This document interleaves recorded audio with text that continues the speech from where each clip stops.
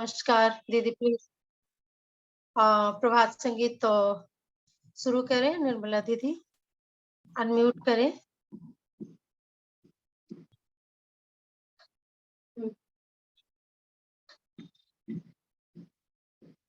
नमस्कार, आवाज जा रही है मेरी? M I audible? जी दीदी नमस्कार। नमस्कार नमस्कार दीदी। आप शुरू करेंगे प्रभात संगीत? जी जी, तो सभी को स्वागत है जीपीएफ के प्रोग्राम में। आज हम लोग फिर से नमः शिवाय संताय के लिए यहाँ पे गैदर हुए हैं। क्लास हम लोगों का शुरू करने से पहले प्रभात संगीत स्टार्ट करेंगे। आज हम लोगों के बीच में निर्मला दीदी हैं, वो प्रभात संगीत गाएंगी। उसके बाद तो अगर कोई है वो कीर्तन करना चाहते हैं तो 1 मिनट का कीर्तन करेंगे। उसके बाद आज का हम लोग आगे सेशन स्टार्ट करेंगे। निर्मला दीदी जी। प्लीज। আমি তোমার হয়ে গেছি, তুমি আমার কবে হবে। আমি তোমার হয়ে গেছি, তুমি আমার কবে হবে।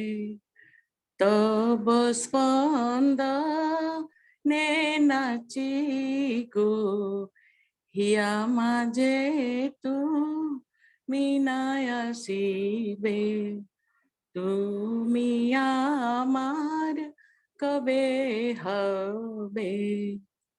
সজল ঘন আয়ত আখি, মায়া মন্দির মমতা মাখি। মনের কথা আখিতে রাখি, মনের কথা আখিতে রাখি। অসীমের সুর কবে সাধিবে, তুমি আমার কবে হবে। আমি তোমার হয়ে গেছি, তুমি আমার কবে হবে। নভ নীলে তারা জলে, সে আকাশে আকে মিশে। নভ নীলে তারা জলে, সে আকাশে আকে মিশে। তারার মাঝে আকাশ আছে, তারার মাঝে আকাশ আছে। এ কথা হায় কে বুঝিবে, এ কথা হায় কে বুঝিবে। তুমি আমার কবে হবে। আমি তোমার হয়ে গেছি, তুমি আমার কবে হবে। नमस्कार। बहुत सुंदर दीदी। प्रभात संगीत अपने आप में इसकी मीनिंग इतना सुंदर है और आपकी वॉइस रियली बहुत मधुर है। अब अगर कोई कीर्तन करना चाहते हैं 1 मिनट के लिए तो वेलकम है। कोई कीर्तन करना चाहते हैं? नहीं तो हम लोग आगे प्रोसीड करेंगे। आज हम लोगों का क्लास है नमामि नमः शिवाय संताय। शिव के बारे में एक तारक ब्रह्म, दूसरे तारक ब्रह्म के बारे में वर्णन करते हैं बाबा श्री प्रियर सरकार। तो उनके बारे में वर्णन करने का कारण क्या है, वो कौन है, उनका उनका उद्देश्य क्या था, समाज को क्या सिखाना चाहते थे। हम लोगों का 2-3 क्लास हो चुका है। इससे पहले कि शिव का नाम का मतलब क्या है, उनके डिफरेंट 5 नाम थे, उसका नाम, उनका वो किस तरीके से कभी रुद्र रूप होते थे, कभी बहुत सॉफ्ट होते थे, कभी सौम्य होता था, कभी तो इस तरह का उनका स्वभाव के बारे में बताते हैं। फिर उनकी विवाह कई एक अलग-अलग क्लेन थी, समाज जो था एक बिखरा हुआ समाज था और हर एक क्लेन दूसरे क्लेन से युद्ध किया करते थे, लड़ाई करते थे। तो उन सारी चीज़ों को यूनाइट करने के लिए उनकी जैसे विवाह उन्होंने द्रविड़ कन्या से की, आर्यन से की और मंगोल से की। तो उन्होंने विवाह तीनों जगह करने का उनका उद्देश्य था कि एक यूनिटी बनाया जाए। आपस में लड़ाई के बजाय अगर एक दूसरे समाज में विवाह हो जाएगा तो फिर उनके गोत्र वो एक परिवार हो जाएँगे और फिर एक दूसरे का ख़्याल रखेंगे। समाज में जो बहुत ज़्यादा छोटी-छोटी जगह में बँटे हुए थे और लड़ाइयाँ थी, उन सारी चीज़ों को रोकने के लिए बहुत सारी चीज़ समाज का कल्याण उनका उद्देश्य था। उन्होंने राग रागिनी दी, नृत्य करना है तो किस तरीके से करें, गाना गाना है तो कैसे करें। हर चीज़ का एक तरीका था। उन्होंने उस समय समाज डेवलप नहीं था, समाज विवाह पद्धति को भी नहीं जानता था, तो तब उन्होंने विवाह किए। समाज में लोगों को गाना, उछलना, कूदना आता था, तब उन्होंने राग रागिनी दी। मनुष्य को किस तरीके से गाना है, क्या सुर है, उस सुर को किस तरीके से सुरबद्ध करें, संगीत को कैसे एक लय में करें। तो इस तरीके से एक तरह से हम कह सकते हैं कि मनुष्य को जीवन जीने की शैली उन्होंने समाज को दी और समाज को जोड़ने के लिए दी और आगे अब हम जानेंगे, हमारे बीच में मंजुला दीदी हैं। आगे और मंजुला दीदी हम लोगों को क्या बताएँगी, हम लोग उसके लिए तैयार हैं। मंजुला दीदी, वेलकम टू द प्लेटफॉर्म। नमस्कार।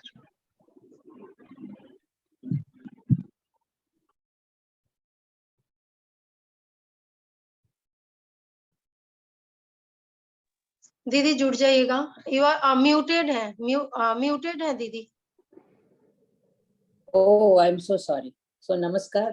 और मैं कह रही थी कि मीरा दीदी ने इतनी अच्छी तरह से कंक्लूड किया हुआ है कि मुझे पिछले चैप्टर्स में क्या कहा या उसको रिपीट करना या प्रीलॉग बोलने की शायद जरूरत नहीं है। लेकिन एनी हाउ हम जैसे कि दीदी ने कहा कि शिव भगवान शिव जब आए हुए थे तो सोसाइटी बिल्कुल ही प्रिमिटिव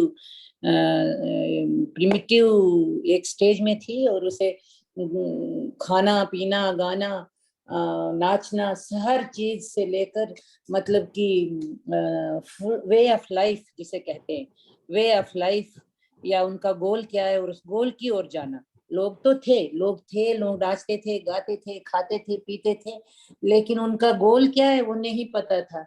और हाँ, कुछ थोड़ा थोड़ा सा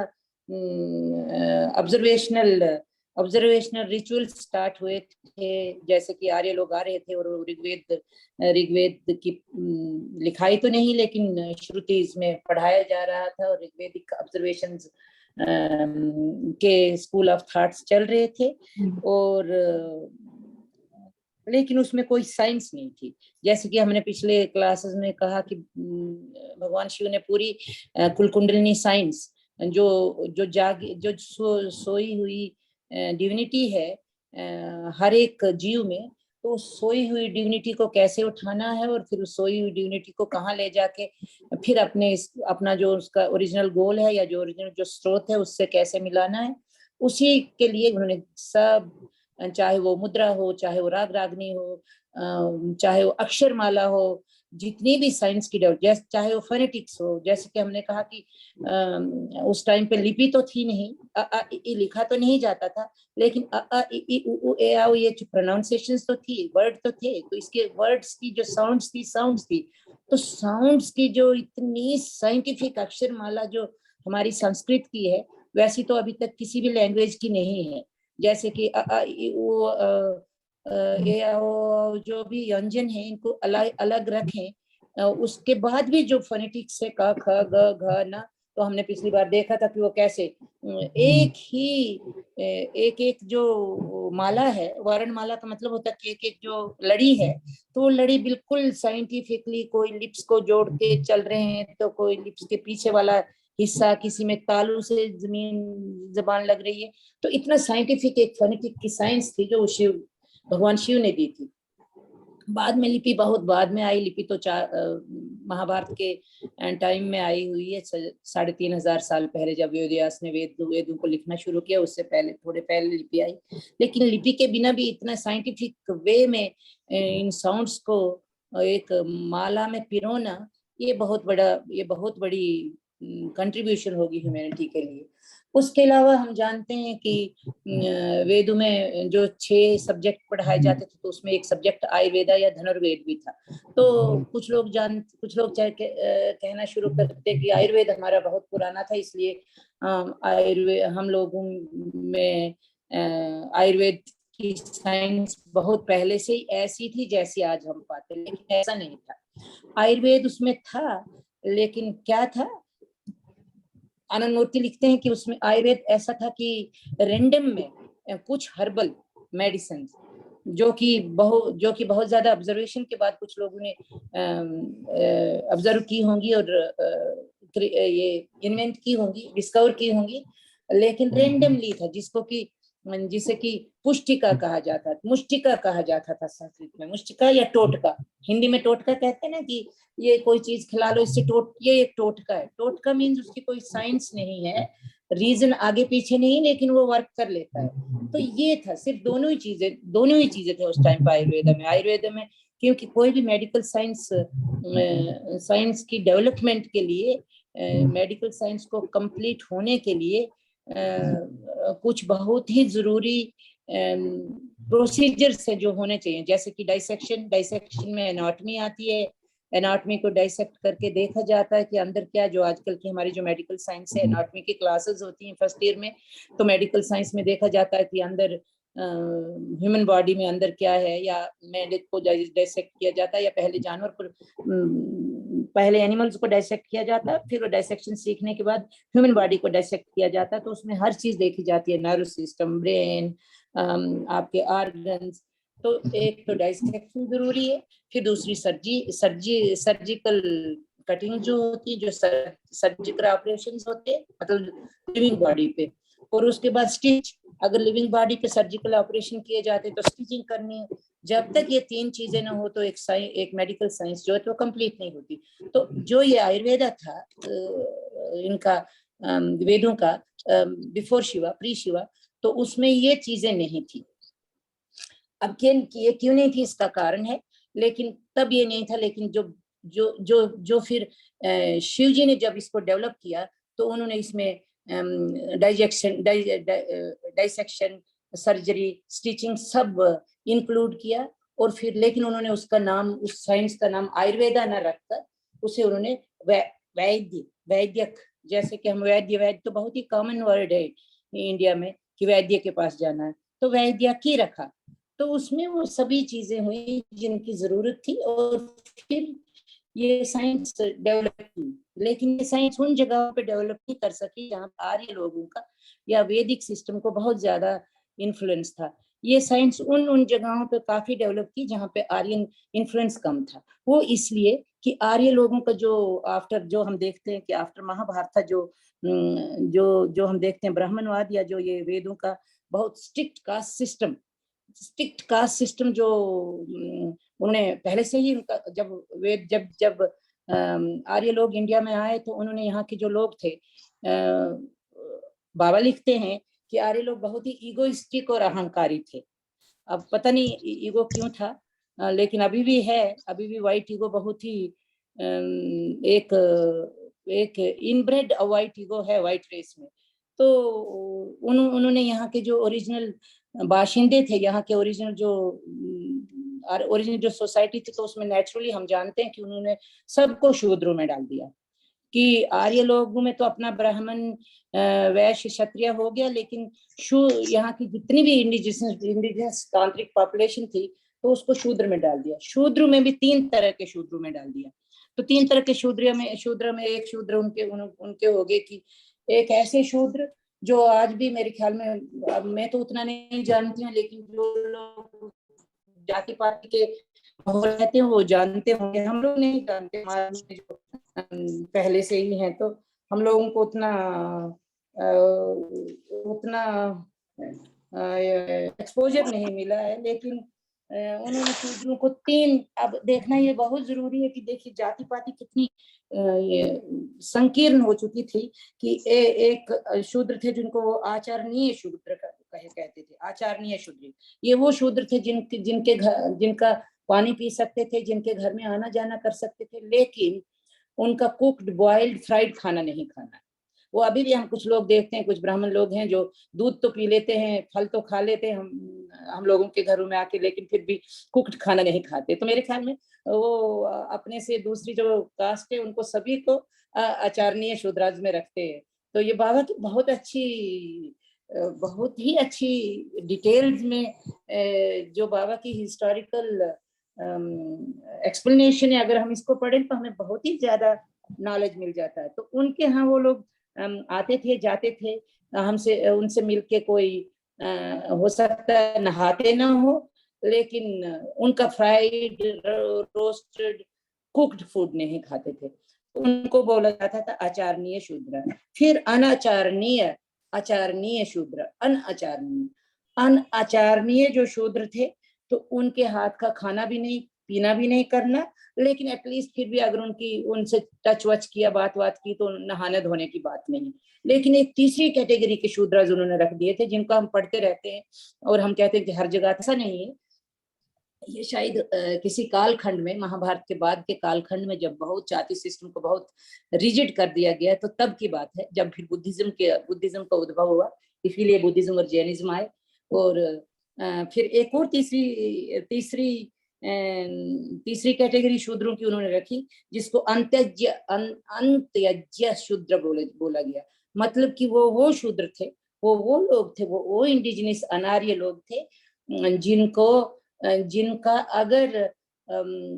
जिनका खाना पीना तो छोड़िए, जिनकी अगर शैडो भी कोई ऊंची जात वाले शैडो से भी गुजर जाते तो नहाना पड़ता है।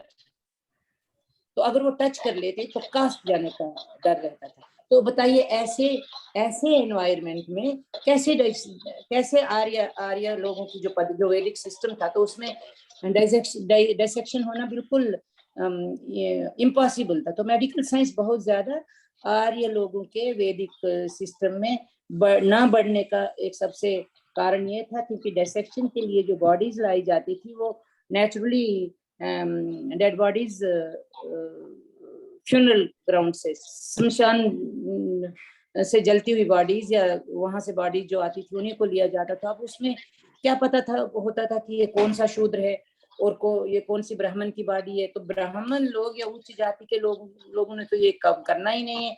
अगर उन्होंने किसी की अछूत की बॉडी को टच किया तो कास्ट चली जाती थी।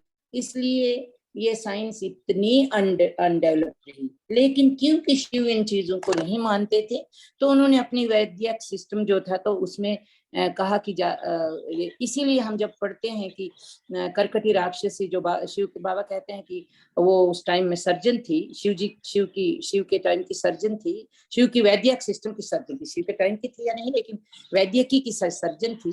तो उसको तो मदर ऑफ सर्जरी भी बोला गया, सुश्रुता से भी पहले थी वो, तो सर्जन थी। और उसके लिए बाबा कहते हैं कि वो कर्कटी राक्षसी का ऑब्वियस है कि कर्कटी राक्षसी का मतलब ही है कि वो अनार्य लड़की थी, अनार्य गर्ल थी, और नेचुरली जाति पाति को नहीं मानती होगी। इसलिए वो सर्जरी, और रात को जाके स्मशान में जलते हुए मुर्दे जो होते थे तो वहां से किसी मुर्दे को खींच लेती थी और डाइसेक्शन करती थी। तो इसलिए उसके विरुद्ध अफवाह फैलाई गई इन्हीं वैदिक लोगों ने, इन्हीं जाति पाति मानने वाले जो उच्च जाति के जो आर्य लोग थे, सो कॉल उच्च जाति जो उन्होंने अपने लिए खुद उच्च जाति को बना दिया था, तो उन्होंने अफवाह फैलाई कि ये तंत्र मंत्र करती है, राक्षसी ये राक्षसी विद्या, जैसे कि हिप्नोटिज्म को भी राक्षसी विद्या बोला जाता है, क्योंकि तांत्रिक लोगों के पास ये बहुत ही डेवलप्ड साइंस थी। हिप्नोटिज्म हो या उसको भी राक्षसी विद्या बोला जाता है। तो मैसेमरिज्म की भी फाउंडर बाबा करकटी को बोलते हैं कि जो मैसेमरिज्म और ये जो राक्षसी विद्या जिसे कहा जाता है, ये इसकी फाउंडर भी हुई थी। तो ये रात को जाके स्मशान से बॉडी लेके आती थी, फिर डाइसेक्शन करती थी और फिर सुबह जाके बॉडी को चिता में डाल के जला देती थी। तो एक बार नेचुरली उस पे भी हंटिंग हुई होगी, और एक दिन वो जब स्मशान से आ रही थी या स्मशान को जा रही थी, मैं भूल गई, तो इसको पकड़ा गया और इसको लोगों ने जला दिया, जिंदा जला दिया करकटी राक्षसी को। तो बाबा लिखते हैं कि करकटी राक्षसी को जलाने से कहा जाता है, बोलता है इट इज सेड। अब ये किस टाइम पे सेड हुआ है, उसी समय पे बोला होगा, आजकल तो हम जानते भी नहीं थे करकटी का नाम। तो करकटी राक्षसी को जब जलाया गया, उन्होंने जिंदा जला दिया, तो उसकी जो राख ऊपर चली गई। तो जब राख नीचे गिरी जमीन पे, तो कहते हैं कि प्लेग हुआ। बाबा कहते हैं कि फिर लोग कहने लगे कि क्योंकि करकटी राक्षसी को जिंदा जलाया गया, इतना ज्यादा पाप हो गया है कि सारी धरती पे प्लेग जो बीमारी वो फैल गई। और करकटी भी फिर कैंसर का जो नाम है, कैंसर की जो डिजीज का नाम है, ये भी उसी डॉक्टर के नाम पे रखा गया है। तो एनी हाउ, इसीलिए ये विद्या बहुत ज्यादा बढ़ नहीं सकी।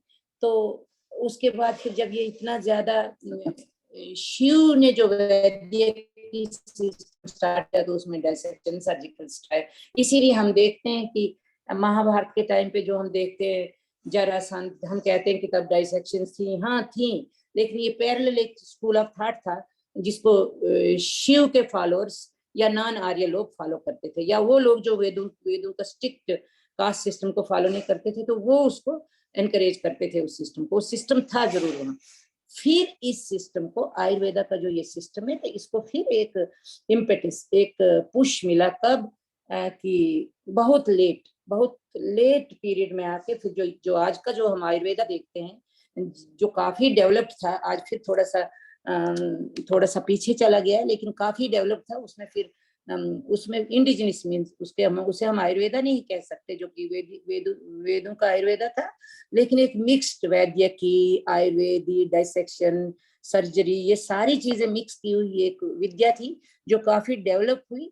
लेकिन बाद में कब, आफ्टर शिव के 6000 साल बाद में, जबकि जब ये इतना कास्ट सिस्टम बहुत स्ट्रिक्ट हो गया था, ब्राह्मणवाद बहुत ज्यादा हो गया था, फिर बुद्धिज्म आ गया, इसी रिएक्शन में जैनिज्म आ गया, फिर बुद्धिज्म और जैनिज्म भी डिक्लाइन में आ गया, फिर शंकराचार्य ने बुद्धिज्म को खत्म करने के लिए पौराणिक धर्म शुरू किया। पौराणिक धर्म को मानने वाले कुछ ब्राह्मणों की, एक बाबा लिखते हैं कि एक प्रयागराज में 1300 साल पहले एक मीटिंग हुई, जिसमें कौन ब्राह्मण कौन है वो रिकॉग्नाइज किया गया। तो उन ब्राह्मणों की कैटेगरी में 5 ब्राह्मण जातियां जो कि नॉर्थ की थी और 5 साउथ की थी, वो मैंने लिखी हुई है, लेकिन अगर पढ़ना है तो मैं पढ़ूंगी, अगर नहीं पढ़ना है तो। लेकिन 5 साउथ की और 5 नॉर्थ की ब्राह्मण जातियों को रिकॉग्नाइज किया, और दूसरे किसी को भी रिकॉग्नाइज किया। उसमें वैद्य लोगों को ब्राह्मण का दर्जा नहीं दिया गया, क्योंकि वो ये सारी साइंस, सर्जरी वगैरह फॉलो करते थे, तो इसलिए उनको ब्राह्मण का दर्जा नहीं दिया, हालांकि उनका अच्छा इन्फ्लुएंस था सोसाइटी पे। तो ये जो 5 नॉर्थ इंडियंस और 5 साउथ इंडियन ब्राह्मण हुए, तो ये मछली नहीं खाते थे, मीट मछली नहीं खाते थे। इसीलिए अभी भी कुछ ब्राह्मण साउथ के और नॉर्थ के कुछ ब्राह्मण मीट मछली नहीं खाते और कुछ खाते हैं। तो सबके पास आता है, तो उसमें लिखी हुई है बने, वैसे है बहुत इंटरेस्टिंग। अगर पढ़ के सुना तो मैंने लिखा भी है यहाँ पे, लेकिन अगर आपके पास किताब है तो आप पढ़ लीजिए, लेकिन अच्छा है अगर जानते हैं हम लोग कि कौन कौन सी ब्राह्मण की जातियां, तो अच्छा है। नॉर्दर्न इंडिया वर सारस्वत ब्राह्मण, उसको नॉर्दर्न इंडिया की जो पंच गौड़ीय, उनको गौड़ीय ब्राह्मण बोला गया, पंच गौड़ीय ब्राह्मण उनको बोला गया। उनमें सारस्वत ब्राह्मण पंजाब के थे, और ये पंजाब, कश्मीर, रशिया, अफगानिस्तान। अब रशिया, अफगानिस्तान, कश्मीर, ये सब जगह पे ब्राह्मण्स थे। इसका मतलब वो जो अखंड भारत का जो है कि हम भारत कहाँ तक था या वेदास कहाँ तक थे। अब इस पे ध्यान दीजिए कि वेदास जो कि आर्य लोग, जो कि ताशकंद वगैरह से, जो कि जो कि सेंट्रल एशिया से आए हुए थे, वो आज उस धरती पे वो है ही नहीं, खत्म हो गए। तो कैसे खत्म हुआ और यहाँ कैसे बचे, ये भी एक सोचने का विषय है कि ये जाति पाति का सिस्टम या ये वर्ण आश्रम जो था, ये उन गोरों का बनाया हुआ वर्ण आश्रम था।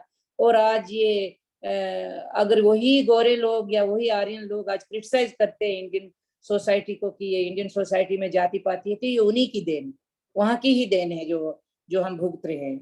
तो इन्होंने फिर 5 नॉर्थ इंडिया के कुछ ब्राह्मण, जिनमें प्रयागराज में 1300 साल पहले, मतलब 1300 साल पहले का मतलब है इस्लाम आने के बाद, इस्लाम आ चुका था मिडिल ईस्ट में। और यहाँ इन्होंने तब प्रयागराज में जो एक मीटिंग की, और मीटिंग में 5 गौड़ीय ब्राह्मण्स और 5 नीचे वाले आयर, अयंगार, और कौन कौन सा है साउथ इंडियन का क्या कौन, और Gauda Brahmins and Kanyakubja Brahmins, Maithili Brahmin from Mithila, Nagar Brahmin from Gujarat, और फिर the classes from south Indian called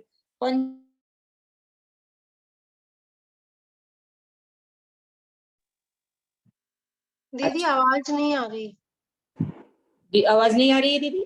हाँ अभी आ रही है, अभी आ रही है, बीच में थोड़ी देर लगी थी। तो कुछ भी है, ये 5 ब्राह्मणों की जातियां हैं जिनको वहां पे इन लोगों ने माना कि यही ब्राह्मण है। और वहां पे एक और शर्त रखी गई कि ब्राह्मण कौन है। ब्राह्मण एक तो पौराणिक धर्म को मानेगा। अब हमें हिस्ट्री में आ जाएगा कि ये जो वेदों को मानने वाले ब्राह्मण थे वो पौराणिक धर्म में कैसे आगे थे। तो यही पौराणिक धर्म इनका फिर वहां पे, पहले तो वेद मान्य, आस्तिक और नास्तिक की जो हम डेफिनेशन पढ़ी है पहले, तो उसमें वेद था और परमात्मा वेद और पुनर्जन्म का मानने वाला होता था। लेकिन अब ये जो ब्राह्मण है, जिनका प्रयागराज में जो 1300 ईयर बैक आफ्टर बुद्धिज्म जो ब्राह्मण बने, पौराणिक धर्म के पायनियर्स बन गए ब्राह्मण जो भी थे, वो अब पौराणिक धर्म में आ गए। लेकिन वहां पे ये डील हुई कि पौराणिक धर्म तो हम मानेंगे, चाहे हम वेदों को माने ना माने, हवन करे ना करे, होम करे ना करे, ये कर्म कांड फॉलो करे ना करे, लेकिन वेदों की अथॉरिटी को मानेंगे।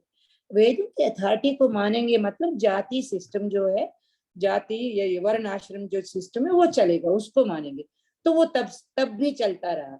लेकिन बीच में क्या हुआ, 1300 साल मतलब इस्लाम आने के बाद एक और कारवां आर्य लोगों का सदर्न रशिया से, मतलब ताशकंद या उसका नाम उस टाइम पे शक द्वीप या शकल द्वीप था, या सेक्डोनियन ग्रुप ऑफ आर्यंस फिर एंटर किया इंडिया में। लेकिन वो भी अपने आप को ब्राह्मण जी बोलते थे और उनको भी ब्राह्मण जी बोला जाता, शक्द्वीपी ब्राह्मण या शक्द्वीपी ब्राह्मण या सेक्डोनियन ब्राह्मण। तो ये लोग इस कॉन्फ्रेंस के बाद में आए, तो कॉन्फ्रेंस के बाद में आए तो ये कॉन्फ्रेंस से बाहर गए थे, लेकिन ये भी ब्राह्मण है। तो ये जो सेक्डोनियन ब्राह्मण आए, तो ये अपने साथ 3 चीजें लेके आए। एक तो ये वहां से लौंग लेके आए, लौंग जो क्लोव, जो हम समझते थे कि क्लोव इंडिया की चीज है, लेकिन नहीं, ये मेरे ख्याल में ताशकंद या सदर्न रशिया या ईस्टर्न यूरोप की चीज है। तो वहां से एक तो वो लौंग लेके आए, क्योंकि एस्ट्रोलॉजी वेदों में पढ़ी जाती थी, हम जानते हैं एस्ट्रोनॉमी, तो एस्ट्रोनॉमी ये पढ़ते थे। तो पामिस्ट्री, उसमें उन्होंने क्या, वो पामिस्ट्री लेके आए, जो ये हस्तरेखाएं पढ़ना है, जिसको सामुद्रिक विद्या बोला जाता है। तो इसीलिए एस्ट्रोलॉजी में जो पामिस्ट्री का एडिशन हुआ, तो ये शाकद्वीपी ब्राह्मण जो थे ये चीजें लेके आए। वो लोग जब आए तो उन्होंने ये जो वैदिक क्या आयुर्वेदा जो भी था, जो वेदों का आयुर्वेदा था और वैदिक का वैदिक शास्त्र था, उसमें उसने उन लोगों ने इस वैदिक शास्त्र को सारे इंडिया में फैलाया, क्योंकि वो उस प्रयागराज की जाति का जो बना हुआ एक एक एक एक बंधन बनाया गया था, उसके बाहर थे। वो बाद में आए हुए थे।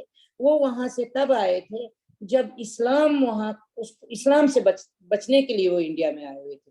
तो इसका मतलब 1300 साल पहले तक भी आर्य लोगों का वहां से आना रहा है। जब तक इस्लाम आया, तब इस्लाम आने के बाद भी लोग यहाँ आए हैं। जैसे कि हम जानते कि पारसी आए, लेकिन ये नहीं जानते, ये बहुत कम लोग जानते हैं कि पारसी अकेले नहीं, ब्राह्मण्स भी आए हुए हैं वहां से। ये शाकद्वीपीय ब्राह्मण जो है, ये इस्लाम आने के बाद वहां से भागे। तो इन लोगों ने फिर जो आयुर्वेदिक सिस्टम है उसमें डाइसेक्शन लाना, उसमें सर्जरी, उनमें स्टिचिंग लाके उन्होंने बहुत ज्यादा इसका इम्प्रूवमेंट की साइंस की। तो तब जो मेडिकल सिस्टम था इंडिया का, इंडिजिनस सिस्टम, जो बहुत ज्यादा डेवलप्ड हुआ। और इसी की ये फिर यहाँ से चला गया मिडिल ईस्ट में, वहां से यूनान में, ग्रीक में। तो जो ग्रीक की जो मेडिकल या मिडिल ईस्ट से जो ग्रीक की और जो मेडिकल का नॉलेज गया, तो वो यहाँ से चला गया इन शाकद्वीपी ब्राह्मण्स के चलते। आयुर्वेदा में या जो भी हम कहते हैं, आयुर्वेदा का मतलब होता है कि साइंस ऑफ लाइफ, उसमें इतना ज्यादा उसमें इतनी ज्यादा इम्प्रूवमेंट आई। अब 1300 साल क्योंकि पौराणिक धर्म की शुरुआत हो गई थी, तो पौराणिक धर्म शैव धर्म जो था, तो शैव धर्म भी भूल दिए थे लोग। और ये जो वैष्णव धर्म, ये शैवाचार के जो बाद में धर्म आए, ये इसलिए बहुत जरूरी है ये चैप्टर, कि जब हम बाद में बोलेंगे कि गणपति कब आए, ये दुर्गा माता कब आई, ये कोई शीतला माता, कोई गजनन, कोई फेस्टिवल की बात आएगी, तो वो उनको शिव से जोड़ा जाता है। तो शिव से ना जोड़ा जाना है या ना जाना है, इसलिए ये जो पीरियड है, इस पीरियड को समझना बहुत जरूरी है। क्योंकि पौराणिक धर्म के बाद जब बुद्धिज्म का अंत हो गया, तो ये फिर बंगाल में उन्होंने पौराणिक धर्म को, उन्हीं बुद्धिस्ट लोगों ने जिन्होंने शिव के साथ साथ बुद्ध को माना था, तो बुद्धिज्म फिर डिक्लाइन पे आ गया, तो उन्होंने पौराणिक धर्म को पकड़ा। पौराणिक धर्म के साथ वो शिव जोड़ना शुरू कर दिया हर चीज में। तो इसलिए बाबा कुछ फेस्टिवल्स के नेम देते हैं। वो फेस्टिवल मैं यहाँ तो जानती नहीं हूँ, लेकिन आप लोग जो बिहार बंगाल के शायद जरूरी फेस्टिवल होंगे। जैसे यहाँ का गणपति फेस्टिवल है, वो जरूरी लगता है हमें, जैसे दुर्गा पूजा का है, हमें जरूरी लगता है। लेकिन बाबा कुछ बंगाल के कुछ फेस्टिवल्स का नाम लिए हुए हैं, एक चरका लिए हुए हैं, गजन लिए हुए हैं, शायद बंगाल में ये माने जाते हैं और शिव जी के साथ जोड़ा जाता है। तो उसको बाबा कहते हैं कि ये जो चरका फेस्टिवल है, तो ये शिव जी के साथ का नहीं है, ये महायान वो जो धर्म चक्र था इनका, बुद्धिज्म का धर्म का चक्कर चलता रहना चाहिए, जो बुद्ध ने बोला था। तो उसके लिए उन्होंने, हम जो देखते हैं अभी भी जो भी मॉनेस्ट्रीज है, मॉनेस्ट्रीज है जो बुद्धिस्ट लोगों की, तो उसमें वो चक्कर रहता है, धर्म का चक्कर, जिसको ऐसे ऐसे चलाते हैं। आप कहीं भी देख लीजिए, सारनाथ में देख, गया में देखिए, यहाँ भी है, मैसूर में भी है इनका सेंटर। तो वो जो धर्म चक्कर को चलाना था, बुद्ध ने कहा था कि इस चक्कर धर्म को चलाते रहना, तो उन्होंने वो एक अच्छा सा चक्कर बना लिया और ऐसे हाथ से चलाने को, वो धर्म चक्र से चरखा निकला। और पौराणिक धर्म में उसको शिव के साथ जोड़ के वो जो चरखा फेस्टिवल है, जो बाबा बोलते हैं कि ये चरखा का कोई लेना देना शिव जी से नहीं है, लेकिन महायान बुद्धिज्म से निकले हुए पौराणिक धर्म में से। फिर उसके बाद फिर बाबा एक और लिखते हैं, बंगाल का एक फेस्टिवल लिखते हैं, कोई गजना कोई फेस्टिवल है, शायद वो भी बंगाल में होगा, क्योंकि यहाँ तो नहीं है, लेकिन यहाँ के भी फेस्टिवल्स आगे आएंगे, जो गणपति है। अब फिर बाबा बहुत अच्छी तरह से लिखते हैं कि ये जब ये बुद्धिज्म और जैनिज्म का डिक्लाइन हो गया। साउंड नहीं आ रही है। साउंड नहीं आ रही है दीदी? नहीं आ रही है दीदी, आ रही है। तो बीच में लिखते हैं कि फिर वो शैवाचार के जो फिर नाथ कल्ट शुरू हो गया, पौराणिक धर्म के साथ साथ नाथ कल्ट। तो नाथ कल्ट को हमें लगता था या लगता है अभी भी कुछ लोगों की ये शिव से कनेक्टेड है, लेकिन बाबा कहते हैं कि नाथ कल्ट का शिव से कोई कनेक्शन नहीं है। शिवाचार्य बोलते हैं वो, लेकिन शिव से उनका कोई कनेक्शन नहीं है। उनका कनेक्शन भी बाबा जो नाथ कल्ट का है वो भी महायान और बुद्धिज्म से, और फिर शिवाचार जो कि एक अंडर करंट थी लोगों में, शिव जी को हर कोई मानता था, तो उसके साथ उसको जोड़ते हैं। और 5000 साल पहले, इसका मतलब है कृष्ण से भी पहले कोई किसी राजा का नाम लेते हैं जो कि बहुत शिव के भगत थे, और उन्होंने ये जो एक कोई गजना कोई फेस्टिवल है जो बंगाल में उन्होंने शुरू किया था। इसका मतलब है जो बंगाली लोगों के लिए ये लिखा हुआ है कि अगर बंगाली लोग कहें कि ये शिव जी का फेस्टिवल था, तो उनके लिए लिखा है कि शिव ना तो इसको शिव जी ने शुरू किया था, ना ये शिव जी का फेस्टिवल था, लेकिन उसमें भोले बम बम भोले वगैरह बोल के गर्जन की जाती है, तो इसलिए उसको समझा जाता है कि वो शिव जी के साथ जुड़ा है, और उसकी कहानियां जो है वो शिव जी के साथ जोड़ी जाती हैं। तो और कुछ फिर बाबा नाथ कल्चर के बारे में लिखे हैं, फिर वज्रयान और बोध योगाचार के बारे में लिखते हैं कि ये चीजें जितनी भी मत्स्येंद्रनाथ, ये जो नाथ कल्चर है ये शिव जी का ये सेक्ट शिव जी को गॉड तो मानते हैं, लेकिन ये इनका कोई लेना देना शिव के साथ नहीं है। नाथ कल्ट जो है, जिसमें हमारे ये गोरखनाथ वगैरह तो बहुत मशहूर हैं, जिनको हम सभी जानते हैं। गोरखनाथ है, मत्स्येंद्रनाथ है, तो मत्स्येंद्रनाथ में फिर बाबा लिखते हैं कि यही मत्स्येंद्रनाथ है जिन्होंने मत्स्य मुद्रा वगैरह मत्स्येंद्र मुद्रा जो बना दी गई है। तो इन लोगों का भी शिव जी के साथ, हिस्टोरिकल शिव के साथ कोई कनेक्ट नहीं है। ये बाद में कल्ट बने हुए हैं, ये उस टाइम के कल्ट हैं जब अभी बंगाल में या साउथ में अभी वैष्णविज्म और शैवाइटिज्म जो कि बाद में शुरू हुआ, वो अभी शुरू भी नहीं हुआ था, जिसको हम शैविज्म बोलते हैं, जो साउथ में और बंगाल में जो वैष्णविज्म शुरू हुआ, फिर साउथ में और बंगाल में शायद एक ही टाइम पे शुरू हुआ। रामानुजाचार्य का जो ये माधवाचार्य और रामानुजाचार्य का जो वैष्णविज्म था वो साउथ में पला बड़ा, और उसी टाइम पे इसमें बंगाल में चैतन्य महाप्रभु को जो शैविज्म पला। तो ये सारी जो चीजें अब शुरू हो रही हैं, तो ये शिव जी के बहुत बाद की बात में हिस्ट्री आ गई है। अब इसके बाद की जो हिस्ट्री है, तो उसके साथ अगर शिव के साथ कुछ चीजों को कनेक्ट किया जाता है, तो फिर इसका बाबा आगे बहुत डिटेल में आगे की चीजों को बोलते हैं कि पौराणिक धर्म क्या है, फिर आगे जाके कौन सी डीटीज को कैसे जोड़ा गया है, बहुत लंबा है। तो ये हम, क्योंकि अभी समय हो गया है 3:25 हुआ, तो अगर कोई क्वेश्चन आंसर है तो उसे लेते, नहीं तो फिर एक और कोई चीज लेंगे हम। आज हम फिर आगे का शिव का एक तो शिव की शिवोक्ति, हाँ एक तो शिव की एक शिवोक्ति का लेना, हमने कहा था कि हम एक शिवोक्ति लिया करेंगे। तो एक शिवोक्ति ली थी हमने कि शिव ने कहा था कि बी प्रैक्टिकल। वो वर्तमान में रहने का मतलब था कि प्रैक्टिकल रहना बहुत जरूरी है।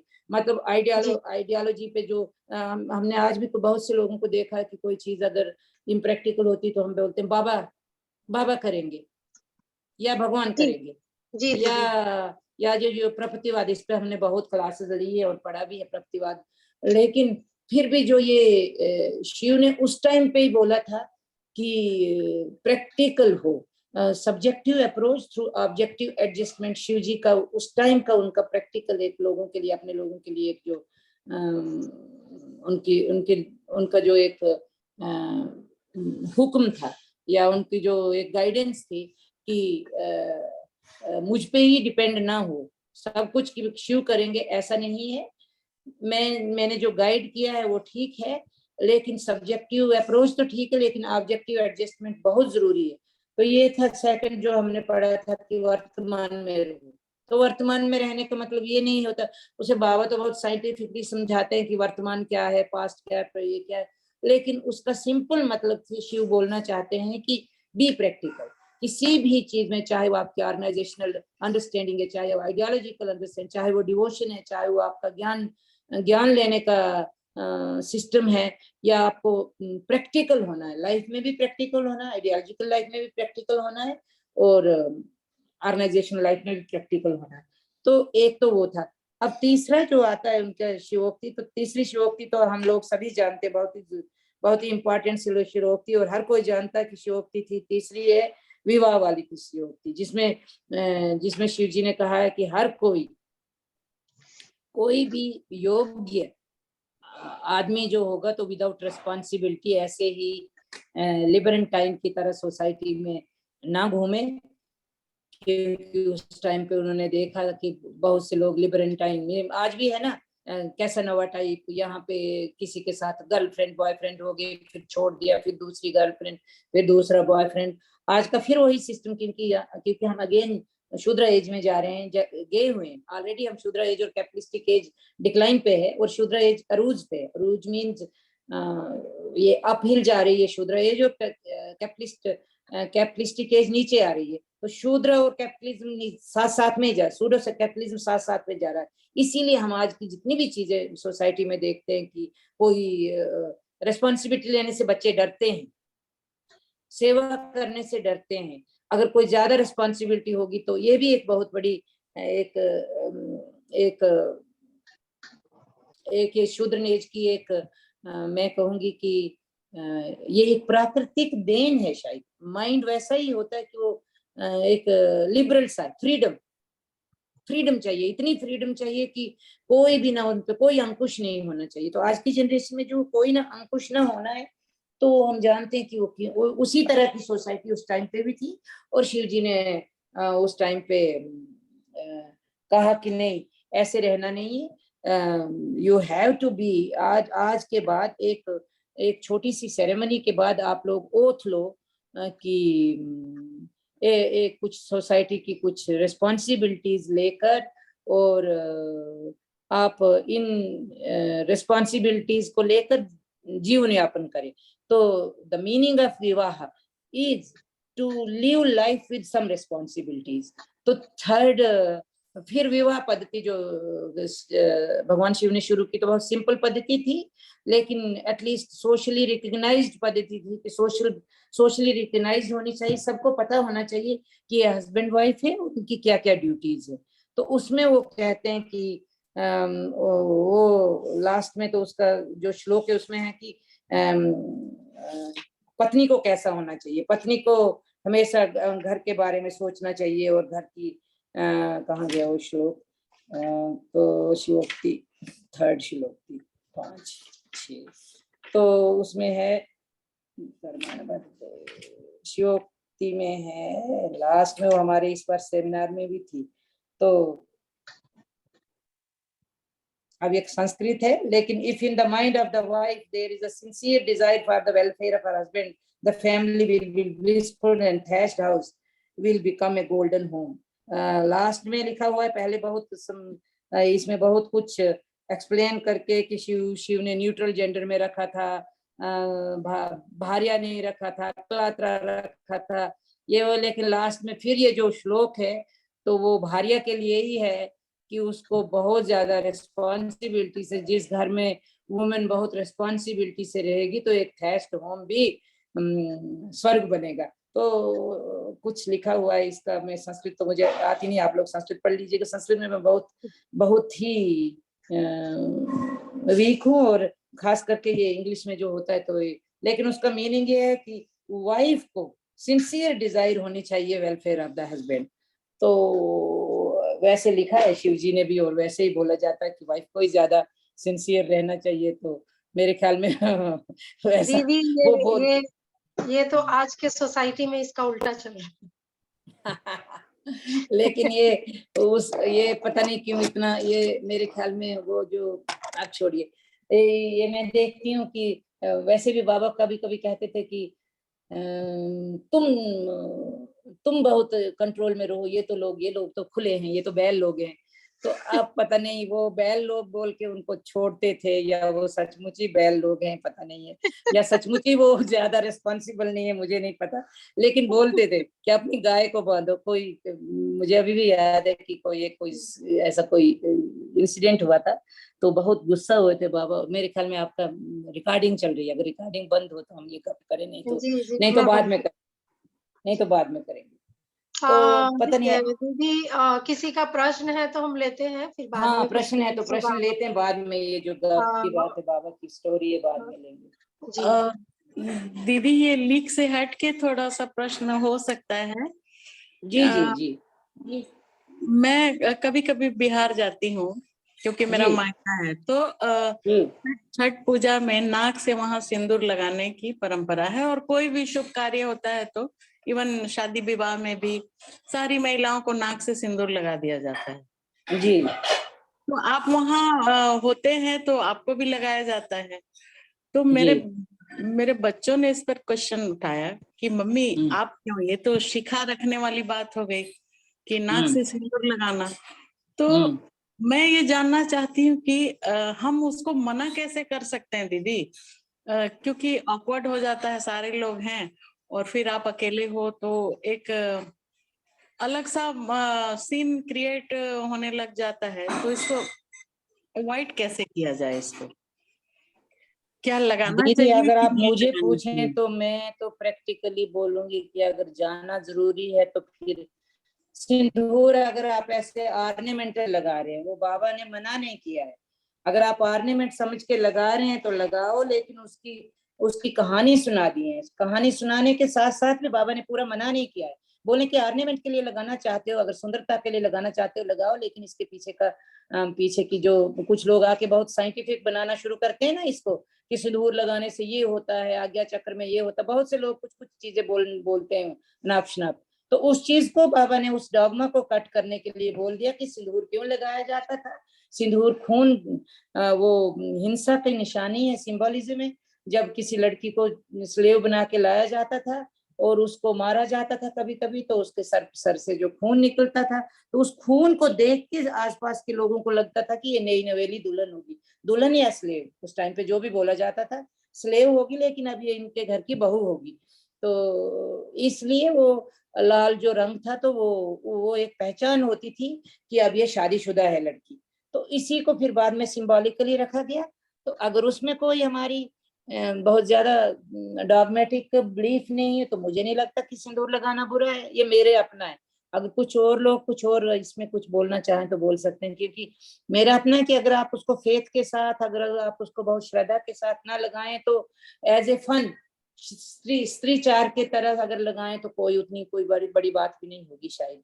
क्योंकि आइडियल वर्शिप को बाबा बोले कि हमेशा दीदी मूर्ति पूजा को अगर डिस्कार्ड करो, जी स्त्री जी चार दीदी को डिस्कार्ड करने का नहीं लिखे हैं। जी जी जी दीदी, मेरा भी मानना है ये चीज कि हम सोसाइटी में रहते हैं तो बहुत ऐसे जगहों पे हमें जाना होता है और उनके साथ तो हम वहाँ एक सीन क्रिएट नहीं कर सकते हैं। ये अलग बात है कि हम उनसे इन्फ्लुएंस नहीं है, वो हमारा अपना स्ट्रॉन्ग विल है। लेकिन अगर कुछ चीजें ऐसी हैं जिससे डॉग, आप जैसे मूर्ति पूजा हम नहीं करने जा रहे हैं, हम उनके साथ वहां पे वो लोग कर रहे हैं, वहां हम खड़े हैं। तो और कुछ चीजें अगर रिचुअल हो रही है तो उनमें उसमें उन्होंने आके लगा दिया सिंदूर या कुछ चीजें, तो उससे बहुत ज्यादा फर्क नहीं पड़ना चाहिए। और पर एक बात है कि अगर वो छठ की पूजा कर रहे हैं तो आप उस पूजा में सम्मिलित न होकर अगर हाँ सिंदूर लग भी गया तो डजेंट मैटर। लेकिन अगर आप श्रद्धा से उनके साथ बैठ के छठ की पूजा करना शुरू करेंगी तो मेरे ख्याल में वो हाँ एंटी आइडियोलॉजी हुआ, क्योंकि आप हम्म, फिर उस छठ पूजा को एनकरेज कर रही हैं, फिर आप सूर्य की पूजा को एनकरेज कर रहे हैं, सूर्य को अर्घ देना, ये देना वो देना।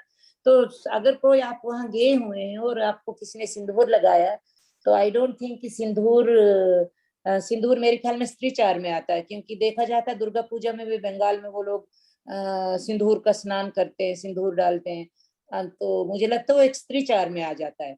वो कोई पूजा का कोई पार्ट मूर्ति नहीं है, पूजा का हिस्सा नहीं है, अगर कोई आप पार्ट नहीं है। जी जी जब जी। तक आप उस पूजा में इन्वॉल्व तो न हो। निर्मला दी, क्योंकि आप आई थिंक आपके प्रश्न का उत्तर, और आपके मन में अगर और कुछ प्रश्न है तो आप रख सकती हैं। मीतू दीदी, आपके मन में कुछ प्रश्न है तो हैंड रेज की है, आप पूछिए। हाँ, नमस्कार मंजुला दीदी, मीरा दीदी और सभी को। दीदी मेरा क्वेश्चन जो है वो जो बौद्ध लोग वो जो गोल घुमाते हैं जिसको चक्र बोलते हैं उसको लेकर है, हालांकि शिव से कोई कनेक्टेड नहीं है। दीदी बहुत पहले, मतलब when I was of 14-15 year old, तो मैंने एक स्टोरी पढ़ी थी which was claim to be a true story. उसमें ये दिखाया कि जो एक पेंटिंग बनी हुई है और उसमें एक छोटा सा रास्ता दिख रहा है, चारों तरफ ग्रीनरी है, और जो एक बौद्ध था वो उस चक्र को घुमाए जा रहा है, घुमाए जा रहा है, धीरे धीरे अपने आप उस पेंटिंग में दीदी वो रोड बन गया। और the person who was standing, जो उस पेंटिंग को देख रहा था, उसको बुलाया गया था देखने के लिए, धीरे धीरे वो ये देखता है कि रोड जो है वो पेंटिंग से निकल के उसके वहां तक आ गई है जहां वो खड़ा है। And then automatically he was started travelling on that road, मतलब मूविंग ऑन दैट रोड, और करते करते करते वो पेंटिंग में चला गया और वो पेंटिंग से गायब हो गया। तो उस आर्टिकल का मतलब का टॉपिक यही था कि बौद्ध धर्म में पेंटिंग में आदमी चला गया और वो इस तरह का रहस्य है, मतलब बौद्ध साधना के रहस्य में ये एक तरह की स्टोरी दी थी। तो ये स्टोरी दीदी मेरे उस वक्त दिमाग में बहुत ज्यादा टाइम तक साउंड कर रही थी। आज भी जब आप ये बोले तो मुझे वो याद आ गया। तो क्या ऐसा होता है? क्या दीदी, मैं तो समझी नहीं इस स्टोरी को। पेंटिंग में से कुछ रोड निकलना मैं तो समझी भी नहीं। दीदी रोड लेकिन पर दीदी एक आदमी था जो रोड पर पेंटिंग बेच रहा था। अब जो एक लोग आसपास पड़ोस में नीचे जा रहे हैं सड़क पर, स्ट्रीट साइड आदमी था, तो उसने पेंटिंग में इंटरेस्ट दिखाया। उसने कहा आप मेरे यहाँ आइए, मेरे पास और भी सुंदर सुंदर पेंटिंग है। वो आदमी बौद्ध का था और ये एरिया तिब्बत का था। तो वो गया उनके वहां पर, उनके स्टूडियो में, और वहां वो पेंटिंग थी लगी हुई। तो उसने कहा ये पेंटिंग देख रहे हो? कहते हाँ। कि इसमें क्या दिखाई दे रहा है?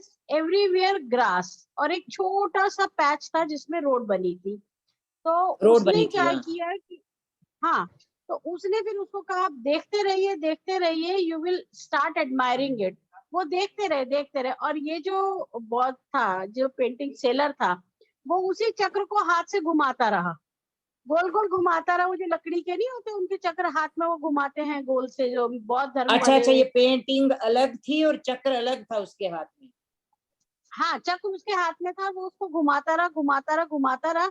धीरे धीरे धीरे धीरे वो जो रोड में वो जो पेंटिंग में रोड बनी थी वो थोड़ी थोड़ी और पेंटिंग में ऊपर सामने नजर आती रही। करते करते करते करते एक टाइम ये आया कि रोड पेंटिंग से बाहर निकल के उसको नजर आ रही है। एंड वो हाँ। आदमी के जहां वो खड़ा था वहां तक उसको वो रोड चलते चलते नजर आ गई। एंड देन ऑटोमेटिकली वो आदमी उस पे चलने लगा, चलने लगा, चलने लगा, चलते चलते वो पेंटिंग तक पहुंच गया। And then he was lost. तो वो He जो was बुक थी lost उसमें लिखा means he था was lost for some time, trance में चला गया, फॉर ऑलवेज, वो कभी वापस नहीं आया। वापस ही नहीं आया। यस। तो क्या ये बौद्ध रियल, रहस्य। दीदी दिस इज रियल स्टोरी और व्हाट? क्योंकि देखिए बहुत सारी चीजें ऐसी अगर हो वो रही है। वापस नहीं हाँ आया तो कोई अविद्या तांत्रिक था दीदी, बिल्कुल बिल्कुल। और हाँ हाँ अविद्या हाँ तंत्र हाँ। था। तो अगर अविद्या ये तंत्र सिर्फ होगा उसकी दीदी, हेलुसिनेशन क्योंकि थी तो मैजिक में भी वही होता है। बिल्कुल बिल्कुल। ये तो दीदी इस तरह की चीजें तो द हेलोसिनेशन बोल सकते हैं या फिर हाँ, अविद्या तंत्र बोल हेलुसिनेशन सकते हो हैं। सकते हैं या फिर किसी तांत्रिक ने कुछ खेल खेल दिया। खेल खेल जी। इस तरह अविद्या की तांत्रिक चीजें ने तो कोई दीदी खेल खेल दिया इसके साथ। ये है बहुत ही नेगेटिव विद्या है, और इस तरह की चीजों को तो बाबा ने बिल्कुल ही प्रश्रय देने के लिए मना किया है। इवन बाबा तो हम लोगों को भी बोले हैं दीदी कि पूजा इसलिए नहीं करना है कि हमें सिद्धि प्राप्त करना है और हम उड़ने लगे हवा में या जमीन में, जमीन के नीचे चले जाए या पानी के ऊपर तैरने लगे, इसलिए नहीं करना है। तो इस तरह की चीजें तो दीदी ऐसे भी बाबा मना किए हैं, बिल्कुल मना किए हैं। नहीं, बट माय क्वेश्चन इज कि क्योंकि वो ऑथर कह रहा था कि दिस इज क्लेम्ड, ये ट्रूथ है, तो क्या दीदी कभी ऐसा, दीदी मतलब हमारे आपने बाबा ये चीज देखी है या आपने कहानी सुनी है? दीदी आई रेड द स्टोरी और वो मेरे दिमाग अच्छा, में यू बहुत हैव टाइम रेड तक। It. Okay okay okay okay. Yes, और वो You क्लेम didn't कर रही see थी it कि it but is you all read about it the and truth. you believe that it might have occurred. No, I didn't believe it, but it occurred that hallucination was going on in my mind. ऐसा कैसे, ऐसा कैसे, ऐसा कैसे? This is what I was तो thinking दीदी again and इसमें दो again. चीजें, एक तो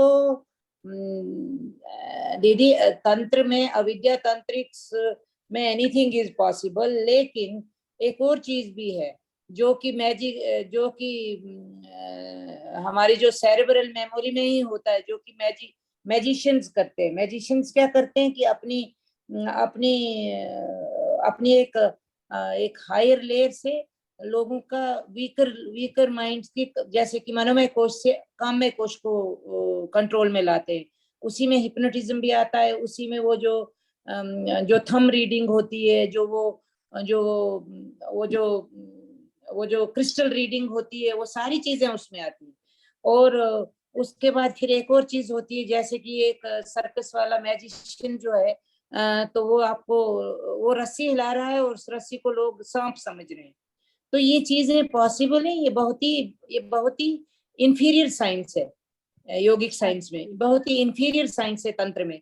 तो इससे ना तो कोई फायदा होता है, ना ही इससे कोई इम्प्रूवमेंट है, और ना ही कोई ये बहुत बड़ी साइंस है। जैसे आजकल धीरेन्द्र ब्रह्मचारी कर रहा है दीदी, वो कौन सी साइंस कर रहे हैं? तो और ऐसी भी बात नहीं कि वो जो बोलते हैं वो झूठ बोलते हैं, झूठ भी नहीं है और बहुत बड़ी बात भी नहीं है। बस एक नाटक है, एक ढोंग है। तंत्र की कोई छोटी सी कोई पहली स्टेज है, या माइंड थोड़ा सा इवॉल्व होकर थोड़ा सा कहीं अतिमानस कोश में टच होता है, कुछ दिखता है, कुछ नहीं दिखता, कुछ ग्लिम्प्स आते हैं, कुछ नहीं आते हैं, और उसी पे लगे हुए हैं। तो एक टाइम भी आ सकता है जब वो ये 4 शक्तियां या जो शक्ति उनको लग रही है, ये शक्ति ही नहीं है, ये तो एक खिलौने हैं जो इस स्पिरिचुअल जर्नी में आगे जाने से रोकने के लिए प्रकृति कुछ खिलौने डालती है राह में, कि आप यहीं लगे रहो, हिंड्रेंसेस डालती है। वो हम लोगों ने लिया था कि आवर्णी शक्ति होती है, हलादनी शक्ति होती है। तो वो जो हलादनी और आवर्णी की स्टेजेस हैं, तो उन स्टेजेस में ये खिलौने डालती है प्रकृति हमारे आगे, कि ये लो ये। और इसीलिए बाबा लिखे हुए हैं हमारे लिए कि साधना अगर 15 मिनट भी करनी है तो यम नियम फॉलो करो, नहीं तो कुछ ना कुछ शक्तियां तुम लोगों को आएंगी, और उन शक्तियों को कैसे यूटिलाइज करना वो नहीं आएगा। that will be bad for you and as well as for the society. That will be harmful for your progress as well as for the society. So ये जो छोटे मोटे मिरेकल आने, ये बहुत कॉमन है साधक के लिए, लेकिन उनको यम नियम के द्वारा कंट्रोल करना चाहिए। थैंक यू दीदी। इसीलिए यम नियम बहुत जरूरी है साधना से पहले पढ़ना, उसको ये करना। अगर कोई आपको लगे कि मेरी साधना अच्छी हो रही है, और उसके कभी कभी होता है कि साधना अच्छी हो रही है और आप जो कर रहे हैं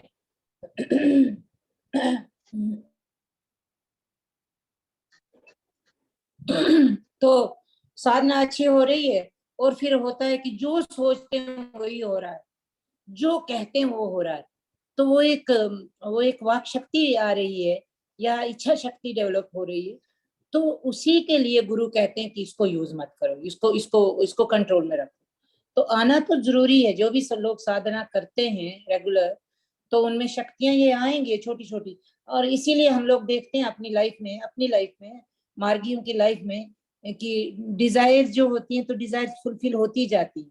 तो हम कहते हैं कि हम जो भी डिजायर करते हैं बाबा फुलफिल करते हैं। इसीलिए कहा हुआ है कि डिजायर्स पे ही कंट्रोल किया करो। जी दीदी जी। दीदी कुछ और किन्हीं का कुछ प्रश्न है तो ले सकते हैं। कोई और कुछ पूछना चाहते हैं? नहीं है तो आज का दीदी किन्हीं का कोई प्रश्न है नहीं। रिजवाना